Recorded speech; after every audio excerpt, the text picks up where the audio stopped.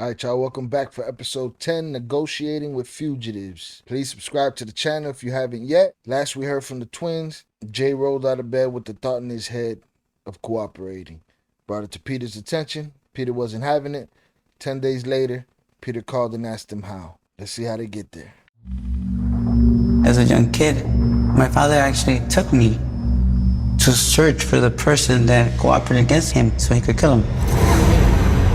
And I knocked on the door, and he gave me a name to ask for at this door, and he said, "You're gonna go ask for this person." And their father was a different kind of piece of shit, huh? You're not gonna be a bum on the corner, but why don't you come pinpoint this dude I need to hit? When he comes out, if he's home, I'm gonna kill him. You know, I'm 10 years old. He wasn't home. Things always work out for us, I guess. And over the years, I could see him carry this hate in his head. Because of him, my family suffer. I'm gonna make him suffer. I'm gonna make his family suffer. You could blame people for how you ended up a certain way, right? But you can only blame yourself for staying that way. And it's like, okay, I could blame my family, my upbringing on certain decisions I made, right? But I don't have to stay that way. It was kind of preset because it was happening before you could make a decision. Like if it's already around you. Growing up, the only people that I seen have nice things was from my mom's side. Exactly. It was all hustling. It pre-made a decision for me to go down that road. They had a couple of different kidnapping situations that could have got them to make that decision a little bit sooner than rolling out the bed thinking, I got a big fish in my hand. I can get out of all of this. For me, making a decision about who I wanted to be was the hardest thing I ever did. I had a microphone in one hand and a gun in the other. Is there such thing as a life outside of the cartel for Peter and Jay once they're in it? Well, Jay thought so. The challenge was to convince his twin brother Pete that there was a different path they could take. I said, "Hey, Peter, I need to talk to you about something." I said, "What if we were to cooperate against Chapo?" I couldn't even finish saying the last word when Peter, "You stupid motherfucker," just started screaming, yelling. 10 days later, my phone rang one day, like 2 in the morning. And it was silent for a little bit. I said, "Hello?" And he's just like, "How would we do it?" I said, "We can't talk about this on the phone." I said, "You need to come by." When Jay throws out a story like that, sometimes it seems like it's real, like, without any thought into it. Kind of brainstorming or something. I think that I really took it in and just thought about it. Of course I don't want to go to prison. Who does? And it was a tremendously dangerous situation. I just about keeping my family safe, and I think it was more fearful. And then, sitting at home and thinking about it, and thinking about really just wanting a way out, man. Just wanting a way out, wanting a way to just be there for my family, killing a different way of life. My baby that was coming, just wanted something different. You'd have probably had better off time taking all that bread, robbing the cartel basically, running off to a country with no extradition, and hide and hope they never find you. I'm not sure that this decision gave you this picket fence life, this normalcy that you say you wanted. I wanted a better life for them. It made me think about the future, what decision am I doing to give my family what they deserve? And one day it was too late, it might just too far gone to even try to turn back. At the time Jay had mentioned it, I was really upset because it was not in my mindset. He had this way to make everything sound really good and fictitious almost. And I felt like he wasn't understanding what he was saying all the way. So did you discuss it with Vivianna before you went to speak to Jay? Yes, of course I did. What did you say to her? I remember telling her about what my brother had said, and she listened. And you never really know what she's thinking, and she listened, and she was like shocked at my bringing it up, like, well, what if it's something that we could do? I explained to her that I would go to prison though. And I remember pulling her close to me, and I'm like, let's just say in the worst case scenario, like they give me 10 years to do 8 years if I cooperate against these people. He doing Sammy the Bull math now too. She was like, 8 years, and somehow it didn't sound bad to me. She was just like looking at me like, no, that's not what I want. Like we're having a baby. If I said that, I thought this was the best decision for us, that she trusted that. Even though she didn't want to hear that. So when I made those decisions, I always thought of really taking away any kind of that selfishness, because I knew that she trusted me. And I would tell her, like, imagine a time where we could put this behind us and just live normal. And we could be close to our family and just put all this life behind us, all those mistakes I made it. And she would tell me she just didn't want nothing to happen to me. And she didn't want us to be apart. I remember it was like evening, right? We're in Jay's house. We go upstairs and we go into the bathroom, and he's like, hold on. Peter, he shows up, him and Vivi show up. Hey, kids are sleeping. And I'm like, guys, come up. So I was like, come on, come up. They follow me. I'm walking to our bedroom. And they come in, I lock the door. And then I'm like, come in, like, hold on, leave your phones here. So we start taking our phones off, me and P. And we put them in the bedroom bed. Which probably took you about half an hour. Yeah, probably. We just threw them on the bed. And Val and Vera were just like, looking at us like, okay. And then I said, come in the washroom, come in. So in the bathroom? In the bathroom. We have a closet before. So I close the closet door. Then we walk across the closet and I go close the other door. And at that time, we have a really huge shower. It's like a 12 people shower. And we have all these 12 people shower? Yeah, 12 person shower, yeah. And we have all these jets. It was like the newest thing that just came out from Moen. And it's like, 16 shower heads. It's electrical, and in order for me to get the water pressure, I had to put like these big old air compressors. You could hear the noise when they were going, like throughout the house. But when the shower heads were going, you couldn't hear anything. Because the shower heads were so much water coming out. And so powerful, and there's 16 of them. Yes, so you could hear the air, and the compressor was somewhere downstairs in the facilities room, and I turned on the shower. And Peter and Vera looking at us like, what the fuck? So we have a big tub, we have somewhere to sit down. And okay. Are you sure you want to do this? He's like, no. Good answer. How would we do it if we did it? I didn't know what the fuck I would say, I'm gonna be honest. I was just saying, everything I had thought about to a point. I said, listen, if we know we could give them anyone they want, and if, Sammy the Bull got 5 years for 19 murders for cooperating and we'll be in a good situation. So I'm just thinking, at worst case, that we could get 10 years.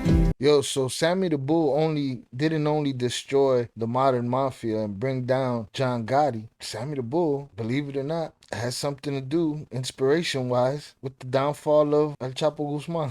Stranger than fiction, boy. And my brother's just like, go to jail for 10 years, huh? I'm like, yeah. I said, worst case. I said, but I wouldn't know. We have to first try out and see how this works. It's weird because that conversation started to talk about family, we're just talking about life. I said, look, we have to give our kids a better chance. It's the only way that we could get out this life. I said, and be with our families, with our wives. And I don't think none of us want the life that's coming for us. And I think that this will be our chance for us to change our life and do something different. And again, they were young. Like I said in the last episode, it wasn't like they had a gun in their mouth when they made the decision that they were going to cooperate. But they got to the point where they realized that they made it through a whole lot of bad situations, and those bad situations weren't going to stop coming. But we're going to have to sacrifice it. My brother, listen, okay, so how would we do it? He like, I don't know. I said, we're going to have to really think of a plan, because the minute we open our mouth, we're in trouble. That was hard too, you know, because you have to trust someone else, and that didn't sit well. Vivianna and Val probably like asking a bunch of questions. I think my brother said, well, how would we do that? I said, well, we need to talk to our attorney. I think we'd have to trust him. Well, we're gonna have to talk to him and find like, maybe we have him come down to see us and stuff. We could talk to him in person. And he's like, it's gonna take him a while to come. I would love to find out like what we could do now, you know what I mean? What you could do now is continue business as usual. How would we talk to him? Like, well, we gotta send him a phone. Like, we're not gonna just talk to him on any phone, and we're not gonna trust anyone. How are we gonna do that? And I was like, me and my brother both look at Val. And she's like, what? I'm like, babe, you have to go talk to him. She's like, why me? I'm like, because there's someone else. Why does Bibi go? And he's like, I can't go. You were made for this, Val. You know, like, we're like joking. No truer story has been told in this series than you was built for this. And I said, we'll talk to him beforehand. We'll send him a phone, and we'll tell him, we have something to tell you, but if you accept this, you're in it with us. And then she said, all right, I could go this week. But hold on, I said, hold on. I said, we can't tell anyone. We can't tell anyone. Because they depend on you too much. And everyone loves their life. And they're going to convince you guys not to do it. You guys just have to not say anything to anyone and keep it between us only. And we're like, okay, and whenever we need to talk, this is where we're going to come talk. And we're like, all right. It wasn't a simple conversation. We were there like talking about family, talking about past. We were getting caught up in those moments.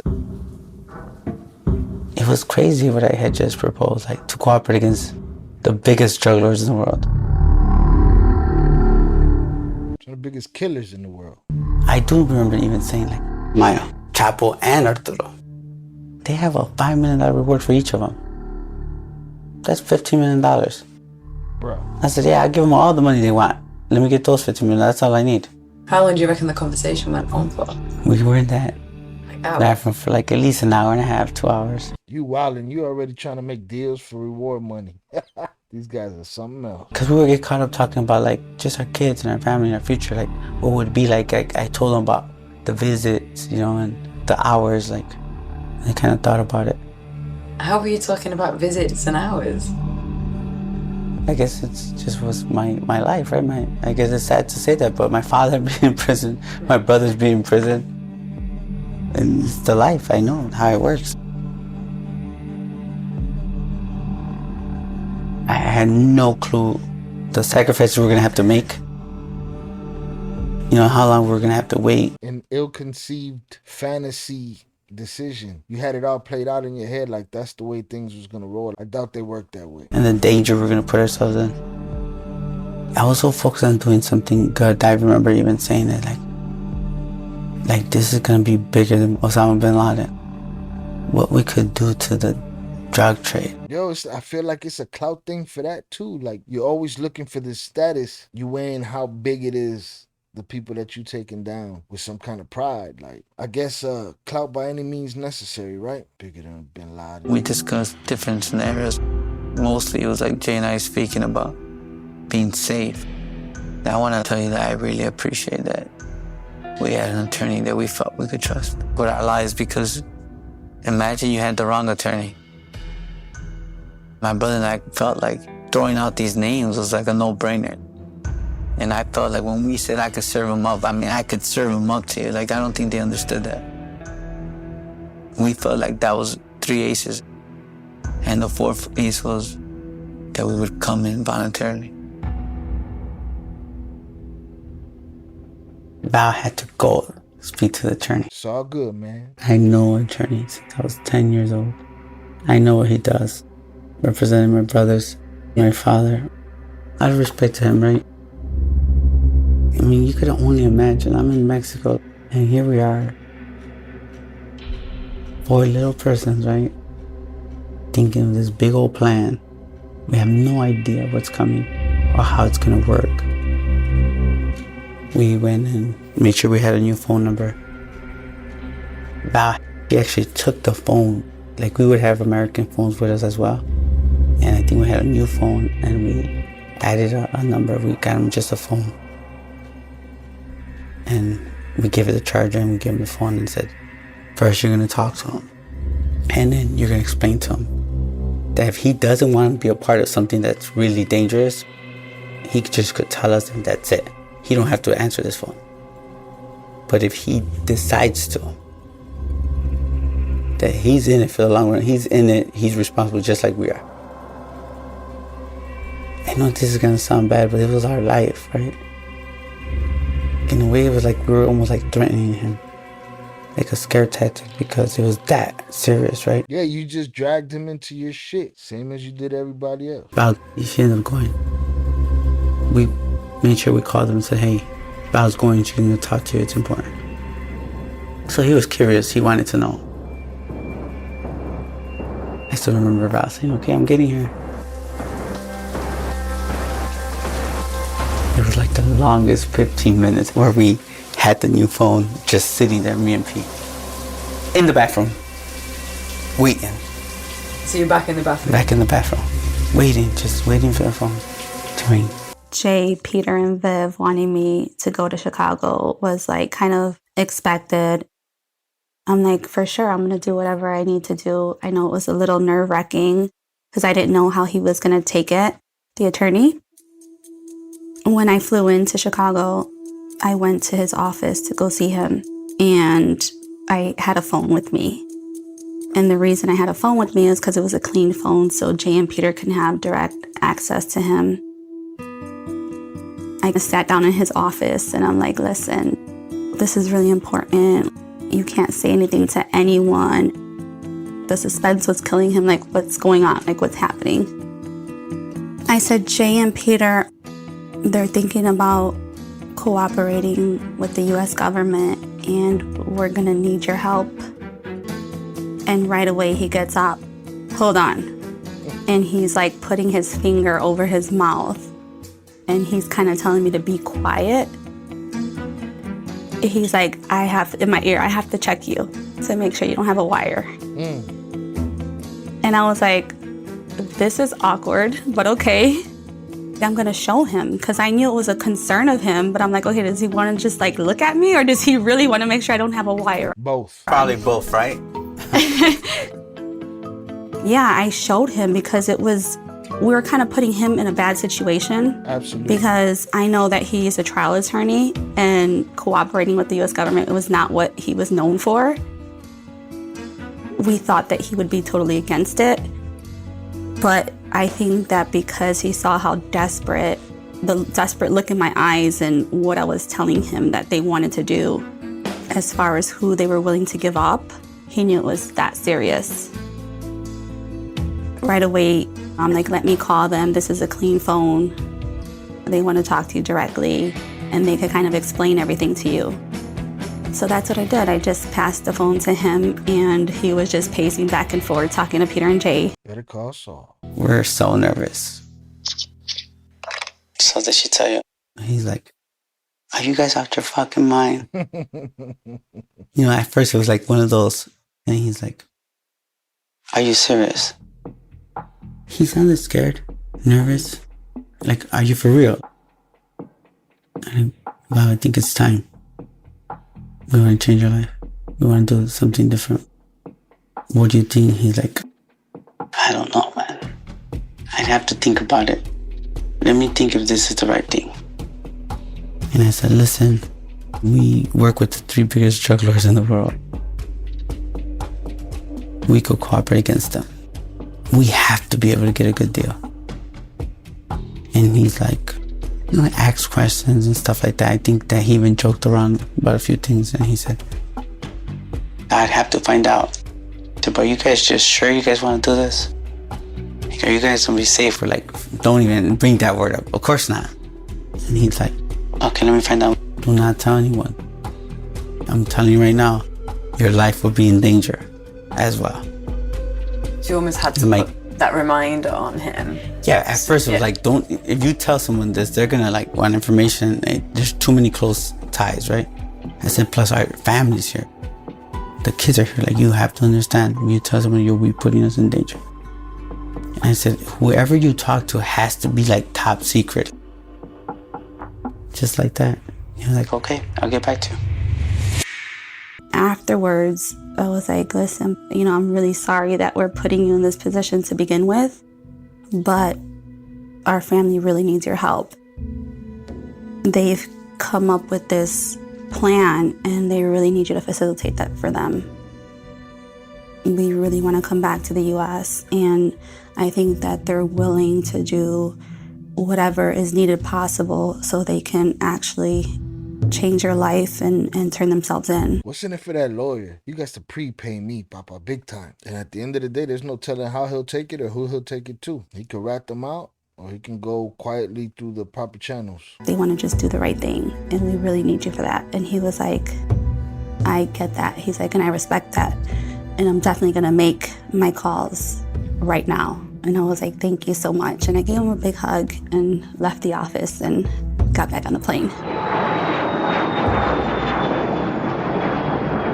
On the way back, I was focusing on, oh my God, what are we doing? What is going to happen? What is going to come out of this? What is the government going to say? What are they going to put themselves in the middle of? We're telling an attorney that represents cartel members that you want to cooperate against Cartel drug lords. members. Yeah. Yeah. And you have to hope that he's not going to say something to the wrong person that could cause our whole family being wiped out. That's all you can do is hope. And just having that in the back of your mind while you're still in Mexico. And still where day-to-day business is still going. Business as usual. I was able to speak with the attorney myself. He's like, you sure you want to do this? And again, I just remember telling him, look, man, I got 3 names. I told him I have Chapo, Maya, and Arturo Beltran. And he's like, who? What's weird is that I thought I was going to get a response like fast, and it wasn't like that.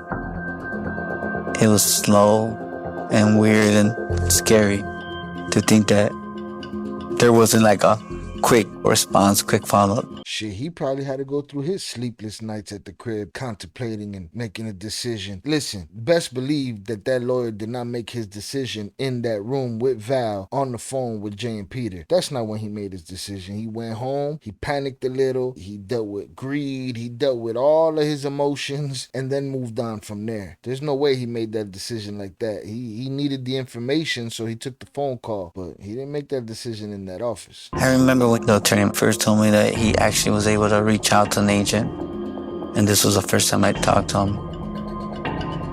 And he says, I'm gonna put you on the phone. Are you comfortable with that? And I'm like, yeah. He's gonna be in my office at 6 o'clock. I'm gonna call you. That moment was like a humongous turning point for me. I didn't want to do it. I did not want to do it. I felt different. Just waiting for the call. It was still like in my mind, like, maybe not. Maybe this is not what I should do. Maybe I don't want to do this. His name was Sam Ginelli. And that's going to be the first agent we ever talked to. He was explaining to us exactly what happened when he met my attorney. The twins' attorney already had a trusted relationship with a DEA agent named Sam Gianelli. For Sam, someone from Chicago having information on the biggest drug lords in the world sounded made up, and he was suspicious. So he had to make a call to find out if the attorney was telling the truth. He said, I have an agent, the DEA agent's down there in Guadalajara. That's my friend. I work closely with him. Sam's like, hey, do you know anyone that could have ties to Chicago that would have any information on these people? See, but that's dangerous right there. Because you got DA agent reaching out to a dude on the ground in Mexico that's an agent, but you don't know if he's been paid for his loyalties. I work closely with him. Sam's like, hey, do you know anyone that could have ties to Chicago that would have any information on these people, on the cartel, on Chapo, Meyer, Arturo? The DA agent down there thought about it for a second. He was like, yeah, the Flores twins. He said, I was like, the Flores twins? Them, what? He said, yeah, I know of them, but nah, they're nobodies. He said, they're nobodies? No. They're moving a lot of weight. DEA had their whole head up their own ass. Everyone's talking about them here. And he said, are you for real?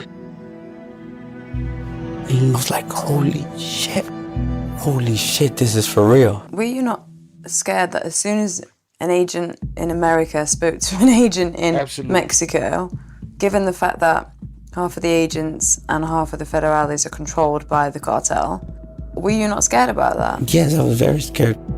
That was the risk that we were bearing. And that's what we didn't want. And that's exactly what was happening. I guess the agent needed to make sure that it was true. And I guess this is information that my attorney couldn't really give him. So we set up a call. We went back to our bathroom where we felt safe. It was just me and Peter. And we had the phone on speaker. And he talked to us on that phone, the phone that my attorney had. And he just said, hello, like, this is Sam Gianelli. I'm an agent with the Drug Enforcement Agency. We kept to ourselves, like, I'm sure you heard of us. And he's like, well, listen, like, how much information could you give us? And like, I could give you all the information you want. I meet with Chapo, my Arturo, whenever I want. I said, as a matter of fact, I'm going to go meet with them next week. He said, well, how does that work? I said, well, first we need to talk about, like, how this is going to work. Right. Don't start giving away everything. You got to pay the freight first. We want 2 weeks probation and a villa in Punta Mita. And he's like, and you could talk to, you talk to them, you do business with them? We're like, yes. He said, my number one goal is that you guys remain safe. And we said, well, as long as no one knows, right? If we could just keep it quiet, and like, for sure, that's the number one goal. And I'm going to talk to the district attorney's office. I got to talk to people higher ups and see how we could do this. You guys are doing the right thing. You're coming on to the good side. Right before we hung up, he said, welcome to Team USA. They're probably like, yeah, man, can you guys frame our picture right there up in the DEA building? Put it in all federal buildings, wherever the FBI is at, DEA, ATF, just throw a picture of us up there, man. We were the best on this side, and now we're the best on this side. Welcome to Team USA. Team USA.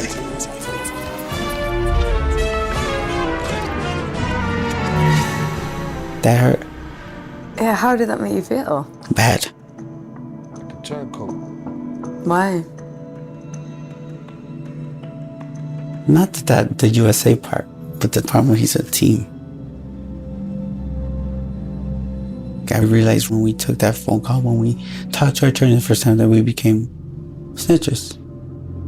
That we were turning our back on everything we ever known. It didn't make us feel good. I remember talking to the agent, and I remember him telling me, Pete, what I like to tell people about coming over to Team USA. I was like, Team USA. And it kind of made me think, like, what team am I on? And I felt like that was the biggest moment where I felt like a traitor, like right there, just talking to him. My dad came into my mind.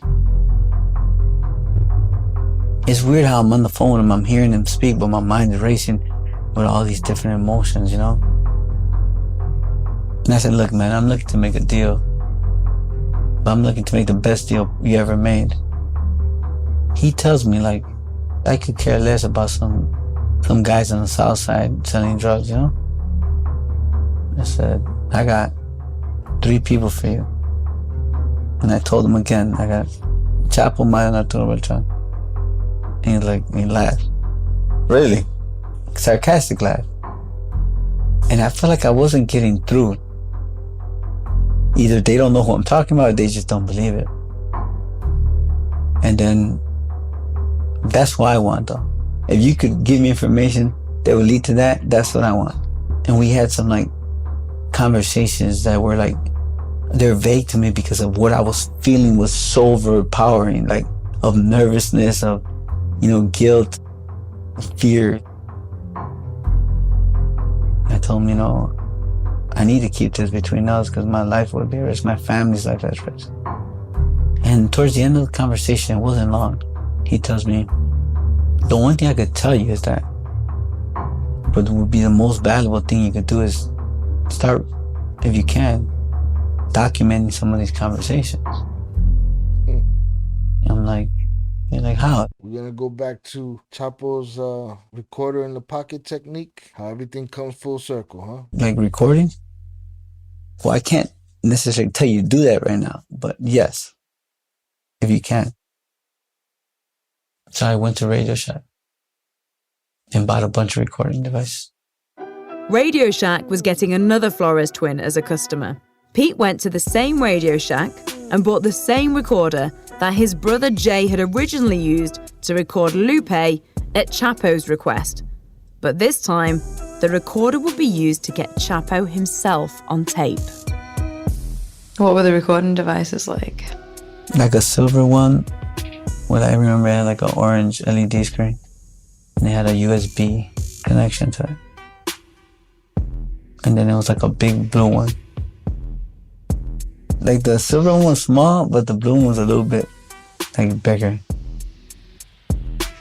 And the first conversation I recorded was a shipment for like 400 kilos. And the feds were supposed to be like helping me coordinate this seizure. And how we were like still like rocky. It was rocky. Like they're telling me, come in. They want you to come in. So you're already strategizing together, making plans together, you know, getting logistics together to get a load taken by the feds. You're already working with them. I don't know if your deal's in place yet. Like turn yourself into the custody, you know, of the U.S. government, and then they'll let you go. I was like, no way. I'm not doing that. I'm not. That's definitely something I'm not doing. Oh, well, the office don't have the authority to, you know, to negotiate with a fugitive. I'm like, okay, thank you. Then let's move on, you know? Getting clearance, I guess, from the Department of the... Oh, well, the office don't have the authority to, you know, to negotiate with a fugitive. I'm like, okay, thank you. Then let's move on, you know? Getting clearance, I guess, from the Department of Justice and things like that took some time. And when I was first trying to show them that I was serious, and I would give them like a load just to show them, okay, this is like my beginning. So give them one of your own loads? Yeah, I mean, I was trying to... What, hook them in? Hook them in. Make them want to understand like what we're capable of doing for them. They were like not able to promise me that my family would be kept safe or that my name would be off any kind of a documentation. They needed to find a way to flex for these people. A way to show them that, yo, y'all got a white whale here. You lollygagging and dancing around the situation. And I was like, I can't do that then. Like if you're gonna go arrest people and put my name on it, then you blew my cover, they're gonna kill me. So I told Mom, I've been getting these many, you know, I get 2-3 loads or 2 loads a week. 8-10 times a month, these many kilos. I told them, look, I got a load of 400 kilos coming. So they couldn't get their stuff together.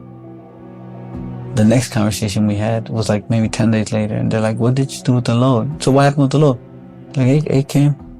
And what you do? Business as usual. The twins are trying to put together an ironclad situation to where that they can get whatever deal that they want dead to rights. The feds are playing wishy-washy games while these guys are sitting there trying to feed them a boatload, and they ain't having it. They sloppy. They're a mess. What you gonna do? Tell them to stop hustling so that everybody can notice something's wrong and smoke them and everybody that they ever loved? You wildin'. So what happened with the load?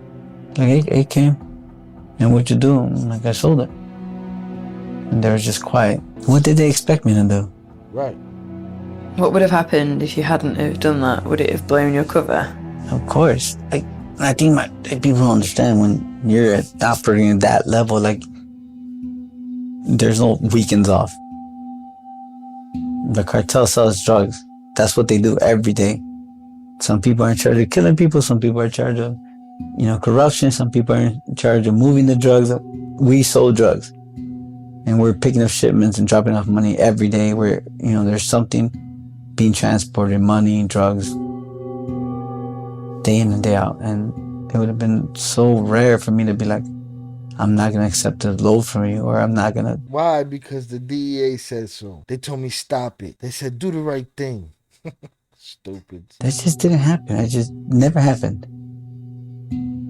Especially not during the time where there's a war and they're telling you to pick sides. That was ridiculously stressful. That you couldn't stop. I wish I could have just stopped and told everybody, you know what? Let me get some time to figure this out. But there was no pause button. And to tell them, hold on, don't send me no work or something, don't send me the cocaine, would have been made them be like, why? Are they choosing sides? Everything had to look like business as usual. Yeah, and it's sad to think that you could be so brave and be such a big shot in your own eyes or something and just be a sitting duck. It took a lot of this talking back and forth, trying to find out how is this going to work. We were fugitives. The United States does not negotiate with fugitives. We couldn't actually talk about how would our agreement work. And one time they wanted us to fly to the closest district and plead guilty. And then they would let us back out or something like that, to cooperate. And that was not a chance that me and my brother were going to take. You want me to go over there and plead guilty and come back with no deal? We said absolutely not. We had to make sure that when we were in Mexico and it was our lives and our families, that we were going to be in charge. We did need guidance. And I guess it turned out that since we were fugitives, they couldn't negotiate. So it was sure that when we were in Mexico and it was our lives and our families, that we were going to be in charge. We did need guidance. And I guess it turned out that since we were fugitives, they couldn't negotiate. So it was a good faith cooperation. So at any point they could say, you know what? These guys gave us all of this information already on all of their drops and stuff. Well, we just take them, that's it. Sign their death certificate. We're going to be cooperating, have a good faith, and then see how it happens. Good faith between a couple drug dealers from Chicago and the DEA. Good faith. And they really couldn't tell us what to do because then they'd hold the responsibility of our lives being in danger in our family's life. Technically, they couldn't do that and they didn't want to do that. So basically it was okay, you're going to cooperate, but I can't tell you how to do it. So I used to be like, hey, well, listen, how do you want to do this? One of the agents wants to come with me to go see Chapo, and then I'm thinking Navy SEALs jump out the air, or what's going to happen? No, it doesn't work that way. They need to build a case. And their main focus was going to be Chapo. Arturo, yeah, Mayo. Their main focus would be Chapo. We were just trying to do the right thing. It was no real guidance. They were worried about us, 100%. And they were worried about the case, for sure. In order to hash out the details of the good faith cooperation, the feds and the twins would have to meet in person. In exchange for turning over Chapo, they wanted a visa for their brother and fugitive father to be able to live freely in the US. As far as Pete and Jay were concerned, that was a non-negotiable if there was to be a deal made. The feds sent a team of undercover agents down to Mexico. They want to come down and meet us. It's going to be a neutral spot. And it was nerve-wracking. What's a neutral spot? I was just going to say that. She's good. What's a neutral spot in Mexico? Where every doorway has eyes, every wall has eyes, everybody knows somebody that knows somebody that knows somebody 4 towns away. It was a neutral spot where they thought that we could go and be safe. And they could be safe. Did they pick that spot? Yeah, the first spot they picked was Cabo San Lucas. The second spot that the twins picked was Punta Mita, where they burned themselves up twice. Just kidding. I guess they'll fit in, right, as tourists, and we would fit in there. I think that was a little bit hard. We had that conversation, who was gonna go. I think that was even rougher than even thinking about who was gonna go see Chapo. Like, we had to decide, we never met him. Like, who was gonna go and sit down with the government? Did you and Pete sit and have that conversation? All 4 of us did. All 4. Did you sit down in the bathroom again? Yeah, we were in the bathroom. We did a lot of this stuff. This carried on in the bathroom? Yeah, every chance we got was going to be in the bathroom. Thank God we had a nice bathroom. And there was no washroom business going on either. It was just conversation. And I do recall my brother saying, I'm going to go, Jay. And he took that like responsibility and he said, one of us have to go. We can't risk both of us. Peter's always the one in the shit. Jay got all the bright ideas, but when it's time to suffer, it's on Peter. He said, I'm going to make that trip. Because we're thinking that he could be arrested and, who knows. Going to meet the feds was so, horrible. My first meeting, I got sick. I was so, messed up. I got sick on the plane. I got on the plane, I got throw up. I got off the plane, I threw up. Because you were so anxious? Yeah, so anxious. I'm meeting the feds. And Viv's, super pregnant. It's an ugly time, man. Just telling my brother, just in case they don't let me go. It's scary. We're in a hotel where my attorney is staying at. I'm gonna leave Viv at the hotel alone. I'm like, I'm sorry. But just in case I don't come back, whatever it is, just go home. Go back to Chicago. I leave there with this sense of heaviness again, these situations I put myself in and put her in. And we get in a taxi and I'm trying to get information from my attorney. And he's like, I can't. We don't know. And I remember walking into the hotel lobby, and looking around, and I see, people looking, reading their newspapers. You think they don't do that, but they do. Walking up, taking the elevator to the hotel, and, that long hallway to the hotel room, and then just knocking on the door. No one knows what's behind the door, Praying to God that that's one of the good doors I open.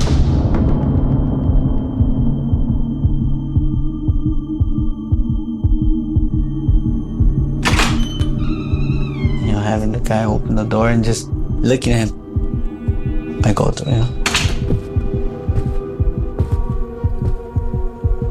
And I remember I could see a room full of people, behind them. I remember him telling me right away, put your hands on the wall. And I'm like, uh-oh.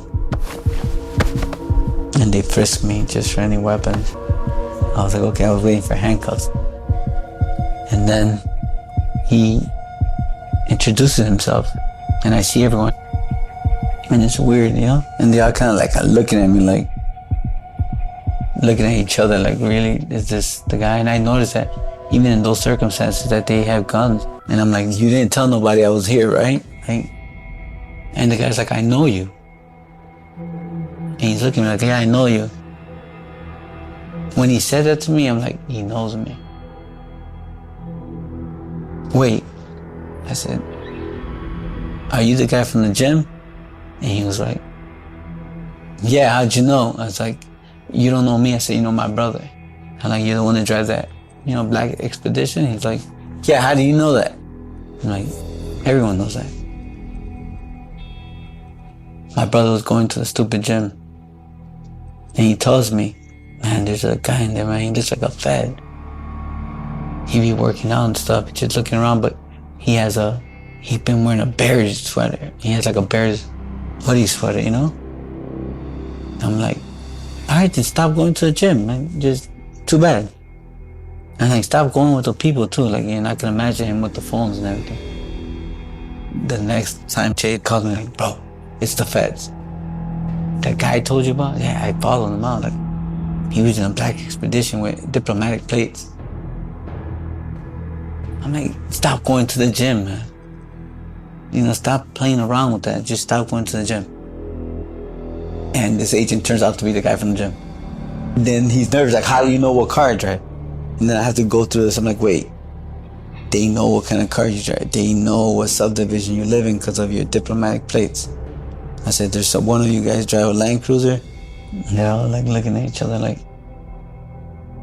I'm like, one of you guys has pit bulls or something, right? And they're like, shocked. Yeah, he showed them all how they had their own heads up their ass. We kind of get into the conversations. I remember the first thing I talked to him about was like, look, I have a lot of information for you guys, but I need to be reassured. I need you guys to know that I want to promise that no harm is going to come to my family, that you're going to promise to keep them safe, and that nobody in my family will be prosecuted for any of the crimes related to my drug trafficking. And it was like, do you think we give a fuck about your family? I'm just saying, though, this is number one thing. I don't want this to, I didn't come here for that. Kind of went through the story of, do you think we give a fuck about your family? I'm just saying, though, this is number one thing. I don't want this to, I didn't come here for that. Kind of went through the story of, to what degree am I involved in the cartel, and they would just look at each other. And when I would say that, and they're like, what do you think you move a month? Well, how much cocaine do you think you're receiving on a monthly basis? I'm like, I don't know, 1,500, 2,000 keys or something. I can imagine like now the way that sounds. But at the time it was like, no big deal. I'm not saying it like no big deal, but it was just like your life, They would look at each other. And they kind of explained to me their position. I remember the first time the prosecutor did threaten me a little bit, like he got a little like bad cop. I looked at my attorney like, this fucking guy doesn't know. You don't have to threaten me. I'm here to talk to you. There's nothing you can say that's you're not gonna put fear in my, like, I'm here to talk to you. I know what I'm looking at. It's just like the feds to overextend their hand and to go into their programming and start talking tough and all of this. Y'all don't never got nothing unless somebody's there to snitch anyway. So where's the ego come from? What did he say? Like about life in prison, and I'm like, I'm here talking to you. Like, wait, what's wrong? I guess he had that in his mind, like to get a little bit like show you who's boss in a way, yeah. And I'm like, I'm here talking to you. I came in here willing to speak to you. And of course we discussed what I was interested in, getting the best deal possible. The talk of being truthful. I have a lot of information. I come to realize that they're saying that, yeah, all that submarine talk and all that, tons of cocaine and tens and 50s of millions of dollars. Yeah, it's good, but it's not good if we can't put a case around it. What we need is a solid case on Chapo Guzman.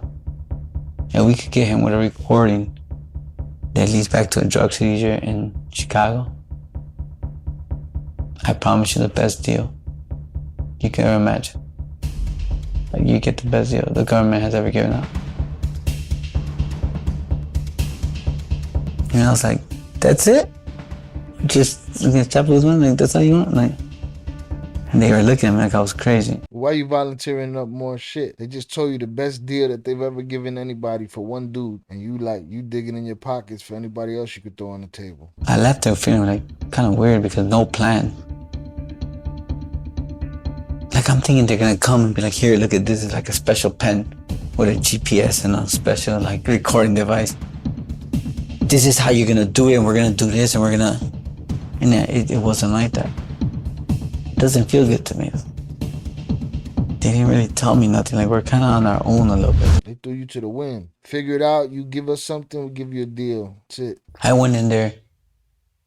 I turned myself in with the hope that everything would turn out for the best.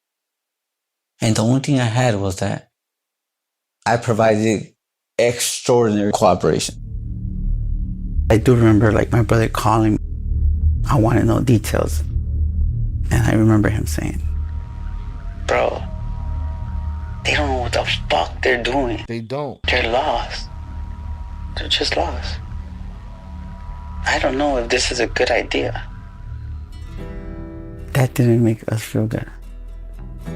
He was upset. He came back, he was just frustrated. He said, I asked them what they wanted. They said that they wanted a phone conversation with Chapo. And I was like, all right. And they looked at me. He said, how long do you think it'll take you? And he's like, no, give me a couple weeks. And they laughed. He said, bro, they laughed at me. He was so upset with that. They got their head up there on that. They made me write a diagram of where were we in the cartel. And he has a piece of paper, right? And he said, this is what I drew. And he writes the name Chapo, Mayo, and ABL. Arturo Beltrán. And then he does 3 little sticks. And he puts P and J. Like, which part don't you understand? All the way to the end, trying to flex on these feds, let them know who they dealing with. The decision was made, and now they are 8 legs deep into it. Viv, Val, Peter, Jay. The feds are no help. They're basically there to accept the package when you got it ready and give you what you asked for. They're not going to help you. They're not going to protect you. None of it. It's all on you. They're not taking you very seriously. So now I take it the twins are going to put together their plan and they're going to get what they need to get on El Chapo. That was episode 10, Negotiating with Fugitives. Thank y'all for joining us. Please subscribe to the channel. Peace.